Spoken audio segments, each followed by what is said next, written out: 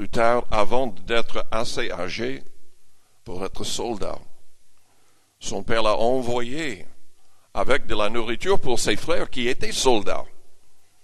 Quand il est arrivé et qu'il entendait les blasphèmes du géant Goliath contre son Dieu, il était rempli d'une colère sainte. Et il n'avait pas de place dans son cœur pour la crainte, parce qu'il était rempli du Saint-Esprit.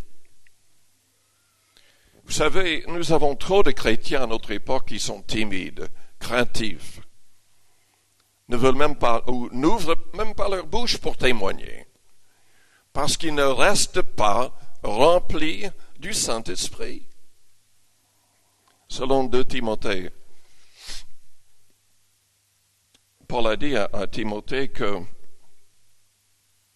Timothée était timide, craintif. Il y avait des raisons pour être craintif à l'époque. Ils risquaient leur vie. Paul se trouvait jeté en prison combien de fois? Tous les apôtres ont été des martyrs, à part Jean. Mais Paul lui a dit, ranime le don que tu as reçu par l'imposition de mes mains. Car Dieu ne nous a pas donné un esprit de timidité ou de crainte, mais un esprit de force, d'amour et de sagesse. Si vous voulez une pleine victoire, si vous ne voulez pas être paralysé par la crainte, par la timidité, recevez le Saint-Esprit et priez suffisamment en d'autres langues chaque jour jusqu'à ce que la timidité disparaisse. La louange est la clé. Ce n'est pas à force de demander le Saint-Esprit que vous allez recevoir. C'est à force de louer le Seigneur que le Saint-Esprit prendra le contrôle de votre langue. Si vous avez le désir de devenir un gagneur d'âme, vous savez, moi je suis convaincu qu'il y a des chrétiens qui ont fait l'expérience de la Pentecôte, mais qui ne parlent plus en langue parce que ces chrétiens n'ont jamais essayé de gagner une âme. Il y a même des chrétiens qui ne sont plus dans les églises. Parce que Jésus dit dans Jean 15 que si on ne porte pas de fruits, on est jeté dehors. On peut perdre sa relation avec le Seigneur et être rejeté. Mais la louange est la clé de la victoire. C'est la louange, c'est la clé pour plaire au Seigneur. David savait comment louer, comment adorer, comment laisser agir le Saint-Esprit. Quand il a descendu le géant Goliath, avec une fronde et quelques pierres polies, tout était guidé par le Saint-Esprit. Tout était programmé par le Saint-Esprit. De la même manière que chaque pas dans la vie du Christ était programmé en avance. Et il a tout accompli parce qu'il s'est laissé guider par l'Esprit de son Père.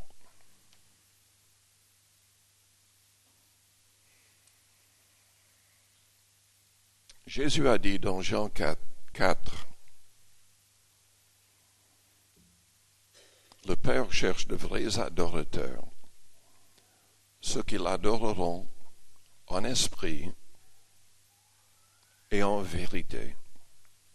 En esprit et en vérité. Je suis convaincu que le fait d'adorer Dieu en esprit signifie l'adorer en d'autres langues.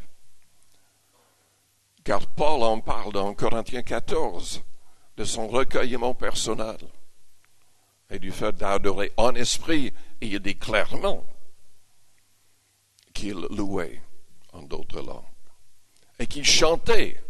En d'autres langues. le Seigneur a dit en esprit et en vérité. Il y a trop de personnes qui cherchent uniquement l'expérience, sans s'attacher pleinement à ce livre. C'est de cette manière-là que le diable est arrivé à éloigner l'Église de la saine doctrine. Dans 1 Timothée, au chapitre 4,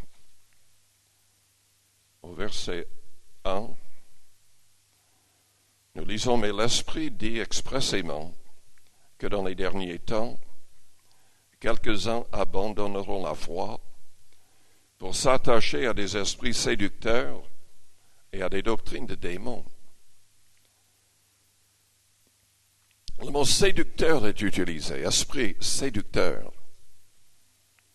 En d'autres termes, c'est une présence démoniaque, mais qui trompe les gens. Les gens pensent qu'il s'agit du Saint-Esprit, de l'Esprit du Christ. Abandonnons la foi, la vraie foi biblique, pour s'attacher à des esprits séducteurs et à des doctrines de démons. Par l'hypocrisie de faux docteurs portant la marque de la flétrissure dans leur propre conscience. Ils prescrivent de ne pas se marier. C'est le cas de l'Église catholique romaine, où ses responsables ne peuvent pas se marier. Quelle folie quand tous les apôtres étaient mariés, tous, et voyageaient avec leurs femmes. Paul, qui était choisi plus tard, a choisi volontairement de ne pas se marier parce qu'il ne voulait pas mettre une femme à risque. Mais il dit clairement dans Galates qu'il avait le droit de se marier et de voyager avec une femme comme les autres apôtres.